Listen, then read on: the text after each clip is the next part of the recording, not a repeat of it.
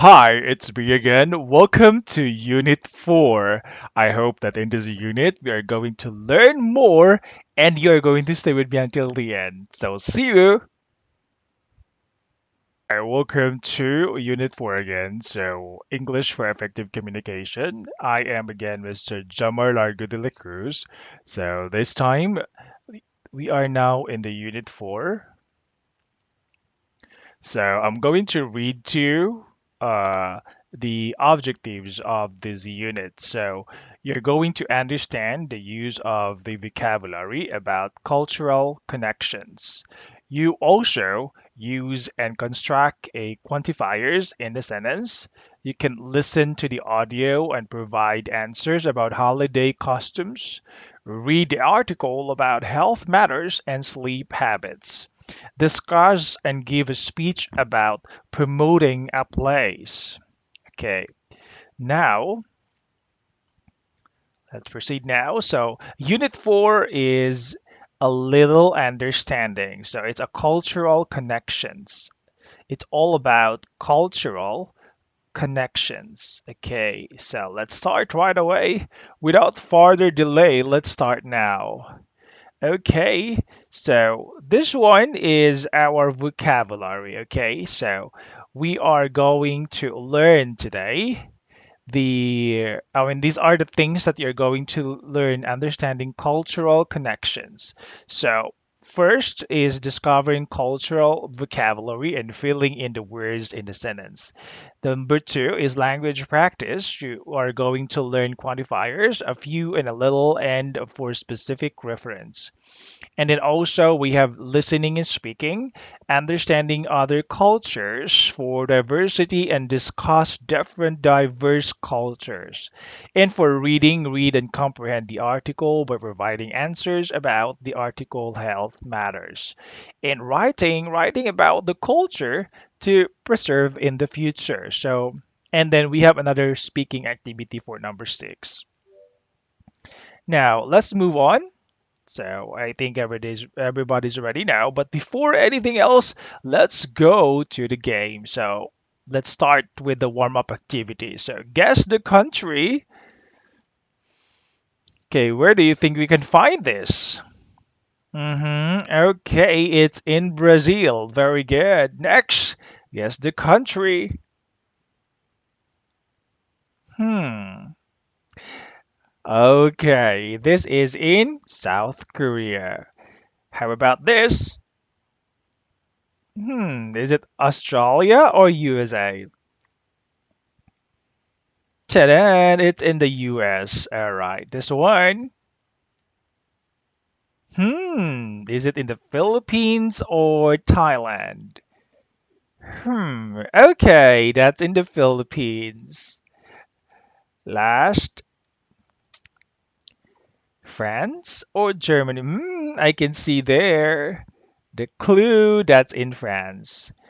All right. So thank you. So what are the most famous traditions in your country? Before we will start, I have a question to you.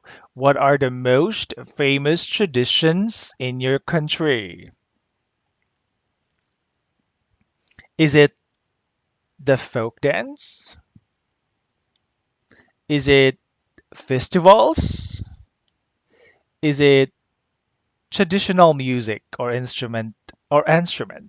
So, in our country, the Philippines, we have a lot of festivals. Like almost every day there are festivals because of the island. So every island we have our own festival. So almost every day in the Philippines we have festivals, and of course we also have folk dances. And I think in Thailand we have also here in Thailand the festivals and folk dances, and of course the traditional music. I think every country has it, not just in the Philippines, not just in Thailand. I think all over the world, we have our own festivals, folk dances, and traditional and music instruments.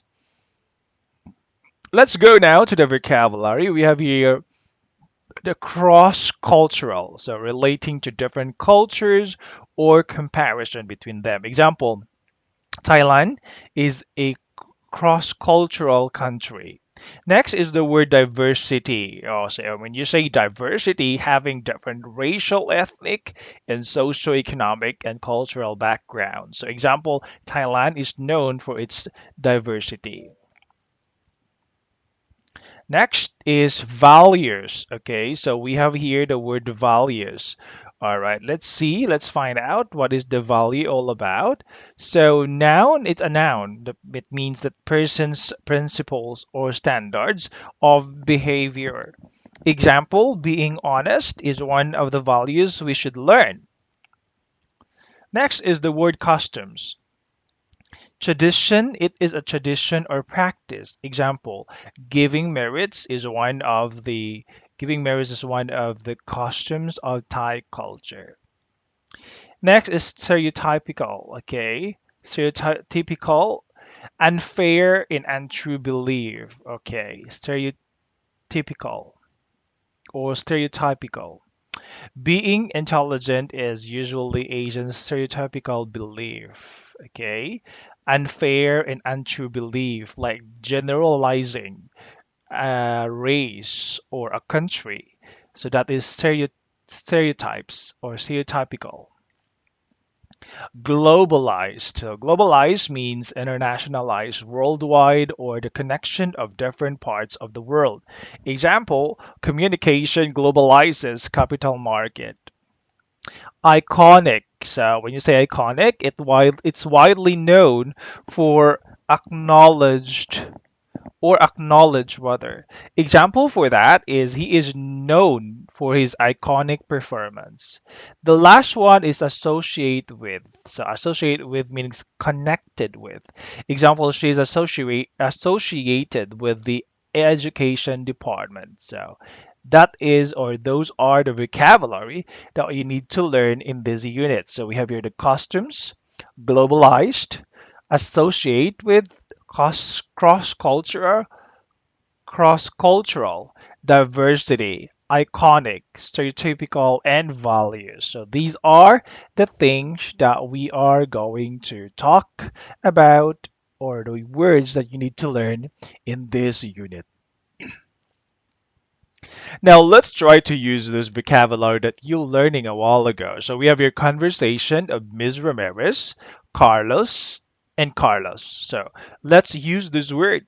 Okay. So again, the words are values, costumes, stereotypical, globalized, iconic, associate with, diversity, and cross-cultural. So okay, let's go. Welcome back from Japan, Carlos. Could you tell us a little about your year abroad? Sure, it was a really great experience. I learned about the customs and traditions of the Japanese people, and I think it's changed some of my own values as well. What I think is important in life. So, what is important? Well, society is more and more globalized. Every country is connected. So, cross-cultural understanding is more important than ever. There is a great, what is your guess about this? Great. It's a diversity of cultures. And most of all, we must just label people with, yes, stereotypical images. Images that might not actually be true. For example, when I went to Japan, I expected to see lots of people wearing kimonos. The blank robe, what's your answer? Yes, iconic robe that people often associate with Japan. Okay. Before we move to our language focus, look at the photo. So this one, there is little diversity among the children at school. There is little diversity. Next, look at this. There are a few stereotypes among other races.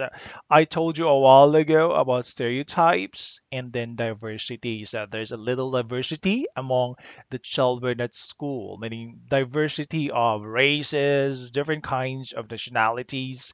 And then there are a few or diversity of culture. Then here, stereotypes. There are a few stereotypes among other races. So, example, like you say, all the Japanese people are polite. Okay, all Asian people are intelligent. So, good in math. So usually those are the things that we might encounter. But those are common stereotypes. But actually, not all Japanese are polite. Not all it's the same with every country. You would say like Filipinos are very hardworking, but not all Filipinos are hardworking.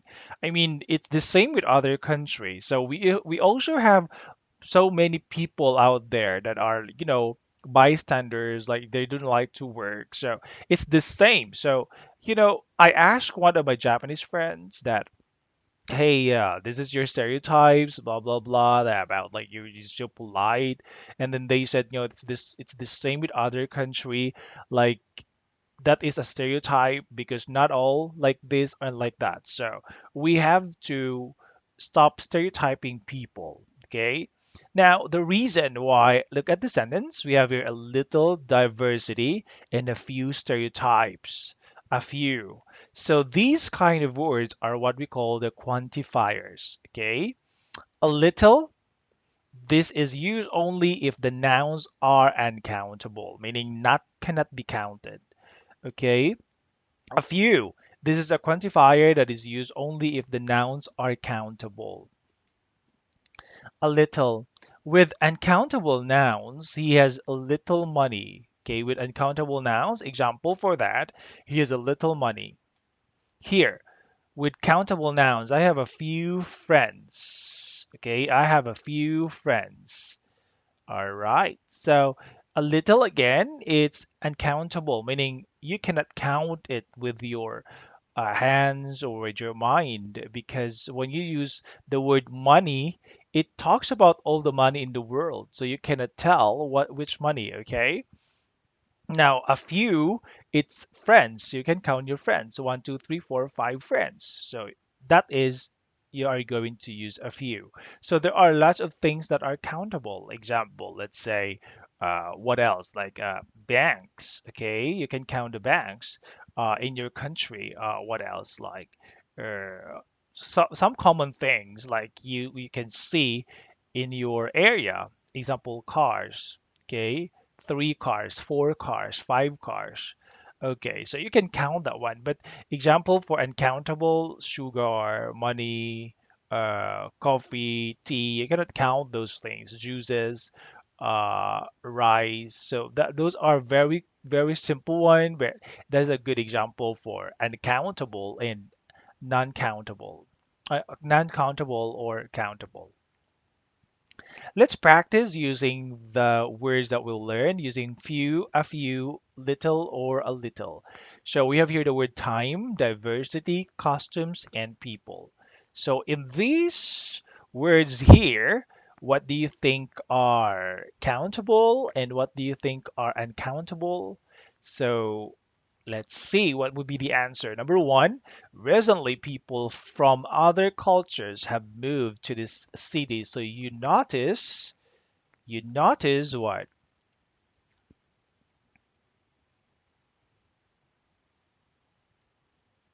A little diversity. Okay, a little diversity. Diversity is uncountable. You cannot count diversity. Okay. Number two, blank take public transport here, which is why the traffic is so bad. What's the answer for number two? That is right. Few people. People, you can count it. So that's why. Okay. I've lived in this country for 10 years, but there are still a few costumes. Okay. I don't understand. Costumes, you can use or you can count the costumes in your country. There's blank in our travel schedule, so we won't be able to see much of the city. A little time. You cannot count the time, so you have to use a little. All right, so that's the end of week 7. So we're in this week, you are learning a while ago vocabulary related to cultural connections and grammar related to quantifiers. So a little versus a few. Okay, so let's continue now. Moving on is we're going to discuss this week the following. Okay, listening about holiday customs, text about health matters and sleeping habits, and of course, writing a place where you would like to preserve a future, and of course, speaking. Okay, we have a speaking activity at the end. All right, let's continue. Before we listen, discuss the following with your partner. Okay, what do you know about Thanksgiving? Thanksgiving is usually like in America. So, so do you associate some foods with different holidays? So, okay, I'm giving you time to talk to your partner. Okay, great. So thank you so much for sharing with your partner these questions. So I hope that you learned something by talking to your partner. So let's proceed now. Let's listen now about the holidays. Okay, the conversation about A little holidays. understanding. Page 30. Listening. 2. Listen to the conversation and choose what Anna says about each of the following. So while listening, I want you to answer the following. Okay, so what they choose. Okay, what Anna choose.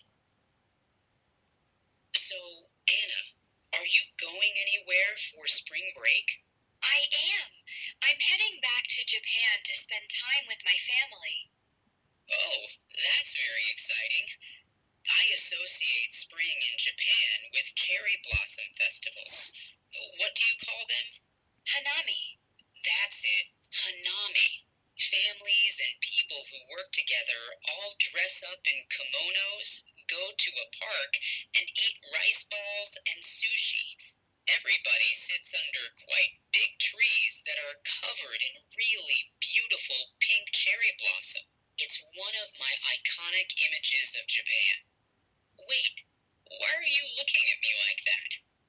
Are those all just stereotypes? Well, not stereotypes exactly. I mean, some of the people I know go to cherry blossom festivals every year, and I remember going to one when I was fairly young. But I didn't dress up in a kimono, and I think we ate fried chicken. So your family doesn't like sushi? Actually, we do like sushi, but we eat it at different times. My family's tradition is to go out for a sushi meal every Sunday night. So at festivals, we usually eat something different because we don't associate sushi with special festival food. Okay, that makes sense. So if you're not going to a cherry blossom festival this spring, what are you going to do? Actually, I arrive in Japan on March 2nd. The following day, March 3rd, is Hinamatsuri, or Girls' Day. This is quite an iconic Japanese traditional event, and my family always celebrates it. I guess that's not too surprising. You have three sisters, right? That's right. Five females in the family. My dad is outnumbered. So, tell me about Girls' Day. Lots of families, especially those with daughters, display special dolls on a red carpet on a platform. The dolls represent the emperor, empress, musicians, and other people associated with the ancient royal family. Nice. And do you do anything special on that day? Well, every family has different customs. Many people eat traditional Japanese foods like chirashizushi, which is raw fish placed on top of a bowl of vinegared rice. Is that what your family has? Actually, no. My dad has his own special custom on that day. He says that because it's Girls' Day, he should do all of the cooking. You know he's Italian, don't you? Well, on that day, he makes a different kind of rice dish, Italian seafood risotto. It sounds a little similar to chirazushi. The ingredients are quite similar, I guess, but it's a very different dish. The point is, every family is different. I think it's better that way. How about you? Thanksgiving is the big festival for you, right? It is, for many families. Last year was really interesting. I'll get the pizza out of the oven and tell you all about All right, so thank you. That is the listening part. Now let's answer, okay? So while listening to that one, I know that we've answered. You all have now your answer. So let's see. All right, number one, she went to Hanami when she was a kid. Number two, is it her family likes sushi or her family doesn't like sushi? Her family like sushi. A little understanding. Number Page three, 30. what do you think is the Listening. answer for number three? Is it her family celebrates Hinamatsuri every year or her family sometimes celebrates Hinamatsuri? Yes, her family celebrates Hinamatsuri every year. Number four, her father doesn't make chera shisuji on Girls' Day. Okay, let's listen again with the conversation of Lucas and Anna. So decide if the following statements are true or false.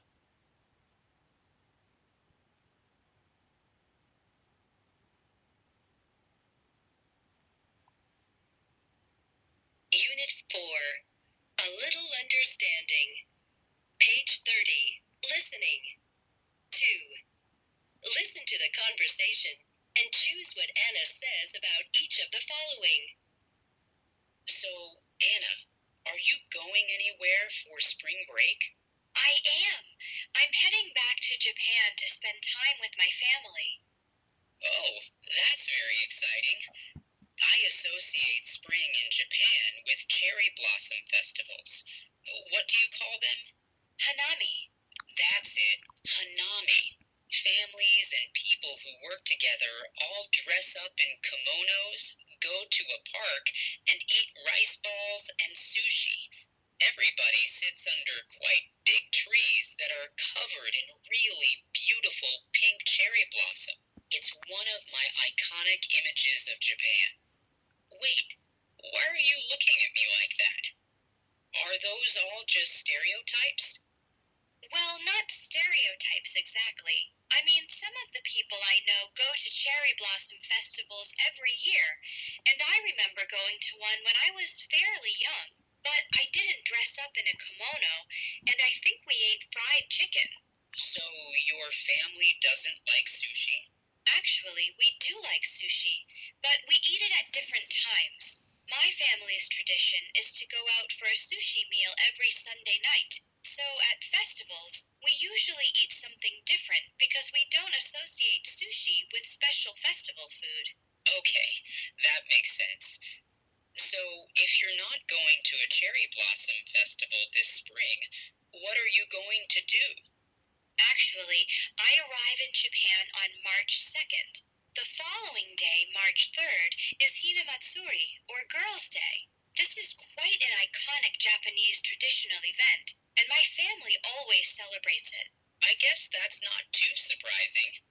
You have three sisters, right? That's right. Five females in the family. My dad is outnumbered. So, tell me about Girls' Day. Lots of families, especially those with daughters, display special dolls on a red carpet on a platform. The dolls represent the emperor, empress, musicians, and other people associated with the ancient royal family. Nice.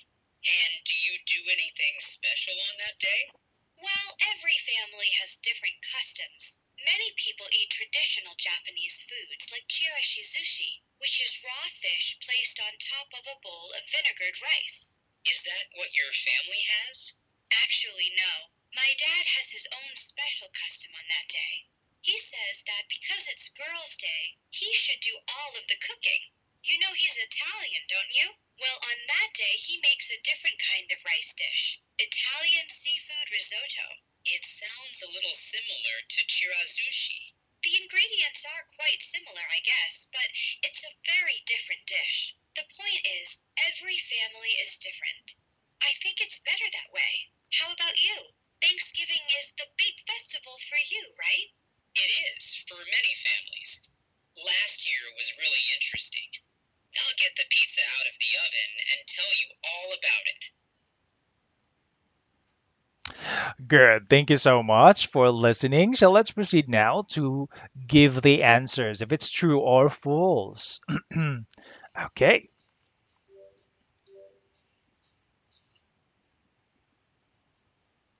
Unit 4. Number one is true. Lucas associates cherry blossom festivals with kimonos. Anna wants to go to a cherry blossom festival next year. It's not given. It's not given in the in our listening. People going to cherry blossom festivals is just a stereotype. It's false. Okay, people really going to cherry blossom festivals. Anna's family has sushi once a week. Okay, it's true. Anna arrives on the day of Hinamatsuri. It's false. Anna is one of four daughters. Yes, it's true. Anna's father doesn't like churraschi sushi. It's it's not given because it's not given in the sentence. It's just like they eat churraschi in other days, but not in the festival. Anna thinks it's good that family have diverse customs. It's true. Thank you for listening. Let's move on now. Up. Okay, before we read, discuss the following questions with your group. So, how many hours do you sleep at night? And how do you feel when you wake up in the morning? So, these are common problem for people. So, when you sleep at night, sometimes we cannot sleep well, and sometimes also like we don't like to wake up early in the morning. So, yeah, it's a problem for some people, and there are also people who are really good at sleeping and then they wake up early in the morning as well. So me myself, I am not a morning person, so I like waking up late. But we have to work, so that's why. Okay, so it is important to sleep well. So that is the focus of our reading for today. So health matters. So health and lifestyle expert Dr. Stephanie Francis answers your questions. So this is what Dr. Francis said that I've really enjoyed learning about the culture and values of everyone who stayed with me. However, I'm fairly worried about the student from Spain, Maria, who is staying with me at the moment because her sleep habits are quite unusual. For instance, I go to bed at about 11:30 and she's always working in her room at the time. So that is the problem. So that is from Sarah. Okay, so let's see what is the response of Dr. Francis. So Dr. Francis reply that the new science of sleep and dreams, Professor Matthew Walker says the regulars getting less than 6 or 7 hours of sleep at night can lead you to damage immune system.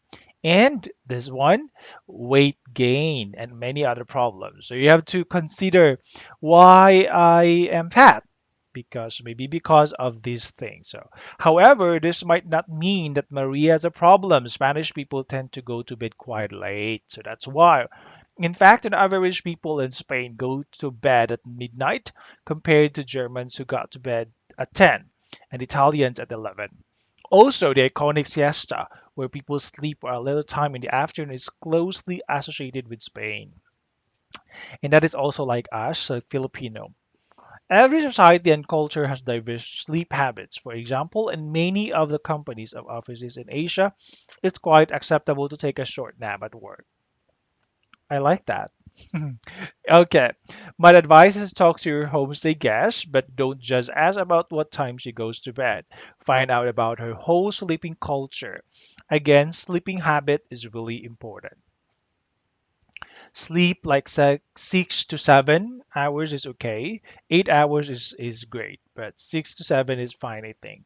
So sleep well. Okay. All right. So here we have an answer already here, true or false. And then if it's false, correct the statement. So Sarah has been hosting international students for a really long time. It's false. Okay. Sarah always goes to bed before Maria. It's true.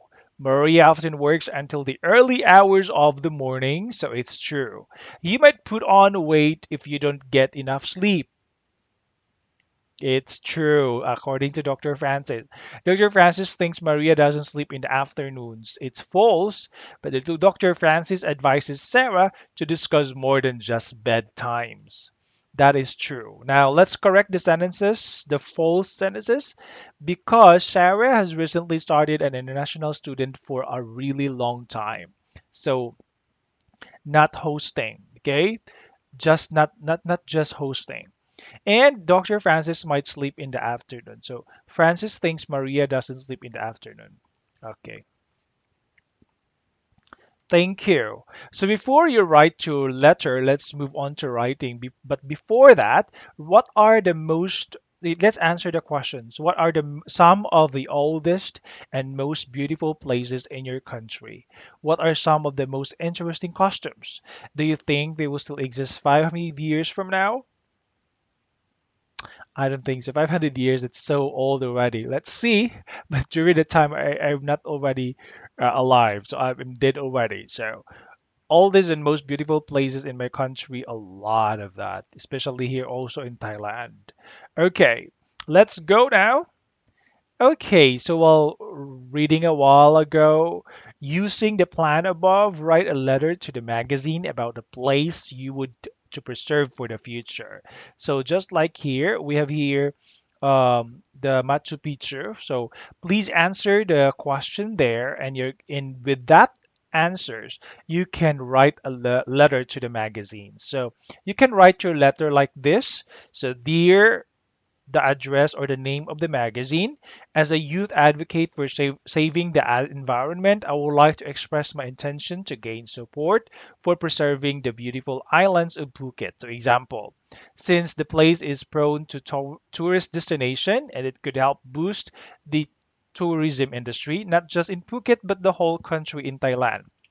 I hope to get support from your country by featuring some of the greatest and best spots in Phuket to gain and attract more tourists. So this is like your letter look like. So you can express your intention why you want the support from the magazine or what do you want from the magazine.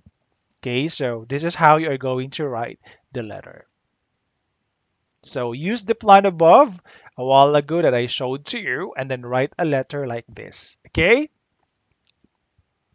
Now let's go to speaking. So make a short speech to persuade people to visit the country you talk about in activity one, okay, a while ago, and then tell people about some of the iconic images associated with that country and make it fun, attractive, and exciting. So it is optional task, but it is better if you're going to talk and persuade your classmate that hey, you have to go to this country because blah blah blah. I went there and it's really so. Persuade us, okay? Persuade us how beautiful that country is. Okay, all right. So good luck and. I hope that you're learning something for this unit and see you again next time. So, thank you and um, these are my resources if you would like to check on the things that I presented to you, so you can find it in these resources. So thank you so much, and that would be all for today. So see you again next time.